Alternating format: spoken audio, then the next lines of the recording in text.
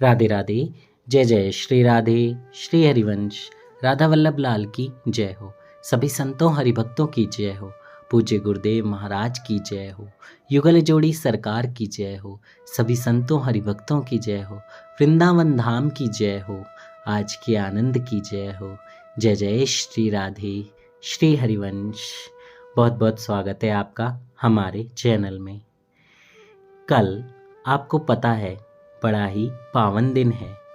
कल गीता जयंती है, तो मेरी तरफ से आप सभी को सबसे पहले गीता जयंती की बधाई हो। जैसे हम दिवाली, होली और बाकी त्योहार मनाते हैं, वैसे ही हमें गीता जयंती को भी मनाना चाहिए। गीता जयंती क्यों मनाई जाती है? बहुत खास है, क्योंकि भगवान श्री कृष्ण ने अर्जुन को गीता का उपदेश दिया था जब महाभारत का युद्ध हुआ था। ये एक ऐसा ग्रंथ है जिसे भगवान ने स्वयं कहा है, जिसके एक एक बात सच्ची है। गीता का उपदेश या गीता का अर्थ आप कुछ भी किसी भी संत के माध्यम से सुने तो आपका जीवन पार हो जाएगा, बेड़ा पार हो जाएगा। और नहीं तो अगर आप खुद से भी पढ़ते हैं, अगर आपको संस्कृत पढ़ने में परेशानी है, कोई बात नहीं, आप उसका अर्थ पढ़िए, बार बार पढ़िए, पढ़ते रहिए जब तक आपको समझ में नहीं आए। गीता समझना कोई इतनी बड़ी बात नहीं है। बहुत सारे लोग कहते हैं अरे बहुत कुछ है, समझ में नहीं आता है। तो मैं उनसे ये कहना चाहूँगा कि आप पढ़ना तो शुरू कीजिए, आप खुद से पढ़िए। जब आप खुद से पढ़ने लगेंगे तो एक एक डाउट देखिए, हम कोई भी ग्रंथ पढ़ते हैं तो उसमें किसी एक चीज़ को लेके कहा जाता है कि आप ऐसे करिए, ऐसा करिए, लेकिन भगवान ने भगवत गीता में वो सारे उपाय बताए हैं। चाहे योग, चाहे भक्ति, चाहे भगवान को पुकारना, जैसे भी करना चाहो, जिस तरीके से करना चाहो, वैसे भक्ति भगवान ने बताई है। और उसकी सबसे बड़ी बात, जो सबसे मेन बात, जो सबको पता भी है पर कोई कर नहीं पाता, कि कर्म करो, फल की इच्छा मत करो। तो कर्म कीजिए। भगवान ने खुद कहा है, आप ये छोड़ दीजिए कि मैं ये करूं तो मुझे ये मिल जाए, ऐसा नहीं। आप ये कीजिए, प्रभु को समर्पित कर दीजिए, फिर प्रभु आपको दे देंगे। आप मांगेंगे भी तो कितना, थोड़ा सा, लेकिन आपको प्रभु देंगे तो बहुत देंगे। खुद से देंगे तो इतना देंगे कि आपने सोचा भी नहीं होगा। भगवत गीता के श्लोकों को समझना, पढ़ना, अगर आपको संस्कृत नहीं आती है तो आप हिंदी ही पढ़िए, पर कोशिश कीजिए धीरे धीरे धीरे धीरे संस्कृत पढ़ने की। आप किसी भी दुकान से, जहाँ पर भगवत गीता यानी बुक स्टॉल से आप भगवत गीता ले लीजिए। इस भगवत गीता को आप अपने घर में रखिए। ऐसा कहा जाता है कि जब हम ग्रंथों को घर में रखते हैं तो हम साक्षात भगवान को घर में रख रहे हैं। और फिर उसको धीरे धीरे पढ़ना शुरू कीजिए। भगवत गीता के एक श्लोक को डेली पढ़िए। एक श्लोक पढ़कर देखिए, उसको समझिए। उसको समझ ना आए तो फिर से पढ़िए, पर पढ़िए। इस गीता जयंती के उपलक्ष्य में मैं आपसे यही आग्रह करूँगा कि आप भगवान के बताए मार्ग पर चलिए, भगवत गीता के बताए हुए मार्ग पर चलिए। भगवान ने हमें ये भगवत गीता कही ही इसलिए है कि हम उनके बताए मार्ग पर चलें, अच्छे कर्म करें, माया में ना फंसें। माया तो सबको फंसाएगी ही, पर आपको उससे बच निकलना है। प्रभु का नाम जप करना है, और नाम जप करेंगे और कोशिश करेंगे तो फिर आप सब कुछ बहुत बहुत आसानी से पा सकते हैं। और आपके घर में अगर छोटे बच्चे हैं जो स्कूल जाते हैं, जिनको संस्कृत आती है, तो उनसे वो श्लोक पढ़ाना शुरू कीजिए।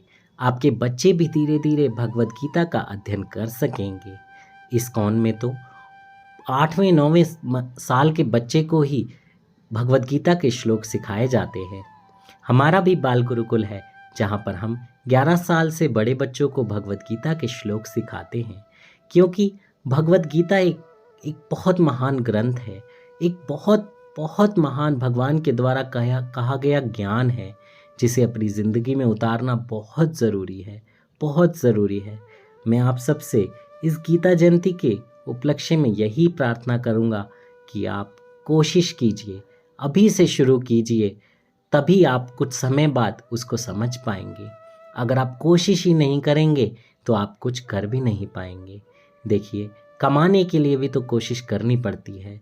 जब नौकरी करते हैं तो कुछ ना कुछ नया नौकरी में भी करके अपने बॉस को इम्प्रेस करने के लिए करते हैं।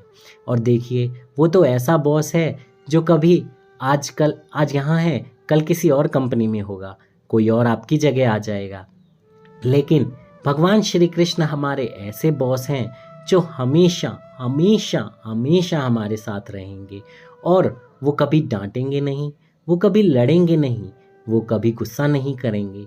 वो गुस्सा ऐसा करेंगे कि प्रेम से आपको अच्छी राह पर ही चलाने की कोशिश करेंगे। तो भगवान श्री कृष्ण का हाथ पकड़िए और आज से ही ये कोशिश कीजिए, ये प्रण भी ले लीजिए, कोशिश नहीं कीजिए, प्रण ले लीजिए कि भगवत गीता आज से मुझे पढ़नी है। हम हर त्योहार को इतने धूमधाम से मनाते हैं। अभी देखिए, सारे के सारे क्रिसमस मनाने में लग जाएंगे। क्रिसमस वैसे तो भारतीयों का त्यौहार नहीं है, फिर भी जब हम इसे मनाते हैं तो खुशी होती है। तो सोचिए, भगवत गीता जब गीता जयंती है तो हम इसका उत्सव क्यों ना मनाएं। हमारी भारतीय सरकार बहुत सारी जगह पर ऐसे आयोजन कर रही है जहाँ पर गीता महोत्सव के रूप में भगवत गीता के बारे में बताया जा रहा है, समझाया जा रहा है, पढ़ने के लिए प्रेरित किया जा रहा है। आप भी कोशिश करके ये मुहिम में आगे आइए। अपने साथ कम से कम 2 लोगों को जोड़िए जिनके साथ बैठकर आप भगवत गीता पढ़ सकें। आपके घर में आपकी बीवी, अगर आपके पेरेंट्स हैं तो साथ में बिठाइए उन्हें, क्योंकि आप अगर आज से भक्ति नहीं करेंगे तो बुढ़ापे में जाके तो बिल्कुल भी नहीं कर पाएंगे। और भगवत गीता हमें यही ज्ञान सिखाती है कि हमें किस मार्ग पर किस तरह कैसे चलना है, क्या करना है, क्या हमारा उद्देश्य है, क्यों हम इस मानव जीवन में आए हैं। पशु की जीवन मिल गया तो आप कुछ नहीं कर सकते, बस इधर उधर घूमते ही रह जाएंगे। लेकिन ये मनुष्य जीवन ही है जहाँ हमें ये बुद्धि मिली है कि हमें किधर जाना है, कैसे जाना है, कौन हमारे लिए सही है। आप देखिए, आप किसी से प्यार करते हैं, उसका हाथ थामते हैं तो यही उम्मीद लेकर चलते हैं कि ये हमारा जीवन भर साथ देगा, हम इसके साथ जीवन भर रहेंगे, हम खुशी खुशी रहेंगे। पर एक ना एक दिन उस इंसान को जाना ही पड़ता है। पर अगर आप इसे भागवत की राह से देखें, भगवत गीता की राह से देखें, तो भगवान श्री कृष्ण ही एकमात्र ऐसे मित्र हैं जो आपको ना तो अब छोड़कर जाएंगे ना तब जाएंगे। यानी कि जब आप इस धरती पर हैं, मनुष्य रूप में हैं, तब भी वो आपको नहीं छोड़ेंगे। और अगर आप धाम को भी जाते हैं या कहीं भी जाते हैं, आपका अगला जन्म भी होगा, तो भी भगवान कृष्ण आपको नहीं छोड़ेंगे। वो आपके हर समय साथ रहेंगे। यानी वो आपकी आत्मा और आपके शरीर दोनों के साथ है, क्योंकि हमारे अंदर भगवान कृष्ण है, हमारी आत्मा श्री कृष्ण है। बस ये समझ के अपने आप को उनको समर्पित कर दीजिए और उनके बताए हुए रास्ते पर चलिए। ज़्यादा तो मैं कुछ नहीं कहना चाहूँगा, बस यही कहना चाहूँगा कि हम जैसे और त्यौहार मनाते हैं वैसे ही गीता जयंती को भी विशेष रूप से मनाएं और ये प्रण लें कि हम भगवत गीता को पढ़ना शुरू करेंगे। धीरे धीरे 1 पेज 2 श्लोक, डेली 2 श्लोक पढ़ना शुरू कीजिए और फिर देखिए कैसे कैसे धीरे धीरे परिवर्तन आता है। परिवर्तन धीरे धीरे ही आएगा। ऐसी कोई जादू की छड़ी नहीं है कि आज घुमाई और आज ही परिवर्तन आ जाए। कुछ टाइम पढ़िए, समय दीजिए। देखिए, जब आप बचपन में पढ़ना शुरू करते हैं तो पहले ABCD या क ख ग से शुरू होता है। उसके बाद क्या होता है, बड़े होते हैं, फिर वो क ख ग को एक सेंटेंस बनाया जाता है, इंग्लिश का एक सेंटेंस बनाया जाता है, फिर हमें सिखाया जाता है A फॉर एप्पल, ऐसे ही क से कबूतर। तो सोचिए, भगवत गीता आपने जब हम बड़े हो जाते हैं फिर वो पढ़ाई हमारे काम आती है। तो ऐसे ही भगवत गीता है कि पहले आपको स्टार्टिंग से ABCD क ख ग यानी भगवत गीता का आ से अनार और क से कबूतर ये सब सीखना होगा। यानी भगवत गीता में क्या है, कैसे है। जब पहले अध्याय को आप पढ़ेंगे तो आपको समझ आएगा कि भगवान क्या कहना चाह रहे हैं अर्जुन से, कि मोह माया है सब, जो रिश्तेदार नातेदार उनको दिख रहे हैं वो सब आज हैं पर कल नहीं होंगे, पर मैं तुम्हारे साथ रहूँगा, तुम्हारा धर्म तुम्हारे साथ रहेगा, तुम्हारा जो संस्कार है वो तुम्हारे साथ रहेगा। तो इसी को ध्यान में रखते हुए मैं आप सबसे यही विनती करूँगा। मैं ये विनती बार बार इसलिए कर रहा हूँ ताकि आप कहीं ये भूल ना जाएं कि मेरी रिक्वेस्ट आपको माननी भी है। सुन लेंगे, सुनने से कुछ नहीं होता, पर जब तक आप करेंगे नहीं तब तक फर्क नहीं पड़ेगा। करिए, थोड़ा सा करिए, ज़्यादा नहीं तो थोड़ा थोड़ा कीजिए। कुछ नहीं तो सिर्फ 10 मिनट एक श्लोक डेली, 10 मिनट एक श्लोक डेली, सिर्फ 10 मिनट दीजिए, सिर्फ 10 मिनट। और उसके बाद 10 मिनट का नाम जप, 20 मिनट आप अपने आप को दीजिए और फिर देखिए ज़िंदगी में कितना बदलाव आता है। बहुत जल्दी बदलाव आएगा, ये आप लिख कर ले लीजिए मुझसे, मैं सच बात आपसे कह रहा हूँ। बहुत बदलाव आएगा, बहुत बदलाव आएगा, आप भरोसा करके देखिए।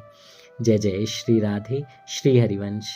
मुझसे कहने में कोई त्रुटि हो गई हो तो मुझे क्षमा कर दीजिएगा। जय श्री राधे।